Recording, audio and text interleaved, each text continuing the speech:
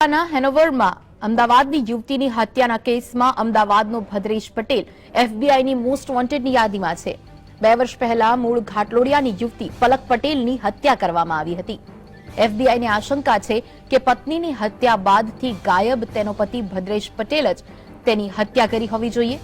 છેલ્લા 2 વર્ષથી ફરાર ભદ્રેશ પટેલ હવે એફબીઆઈની 10 મોસ્ટ વોન્ટેડ લોકોની યાદીમાં આવી ગયો છે। એફબીઆઈએ ભદ્રેશની માહિતી આપનારને $1 લાખ એટલે કે 65 લાખનું ઇનામ આપવાની જાહેરાત કરી છે। ઉલ્લેખનીય છે કે પલક પટેલના લગ્ન થોડા વર્ષો પહેલા રાણીપમાં રહેતા ભદ્રેશ પટેલ સાથે થયા હતા। ભદ્રેશ મૂળ વિરમગામના કાંત્રોડીનો છે। લગ્ન બાદ તે પત્ની પલક સાથે અમેરિકા સ્થાયી થયો હતો। 12 એપ્રિલ 2015ના રોજ પલકના માતા પિતાને ફોન આવ્યો કે તેમની દીકરીની હત્યા થઈ ગઈ છે, જે બાદ એફબીઆઈની ટીમે અમદાવાદ આવી પલકના માતા પિતાની પૂછપરછ પણ કરી હતી, પરંતુ છેલ્લા 2 વર્ષથી અમેરિકન પોલીસને હાથ તાળી આપી નાસ્તા ફરતા ભદ્રેશને પકડવા માટે $1 લાખનું ઇનામ જાહેર કરાયું છે।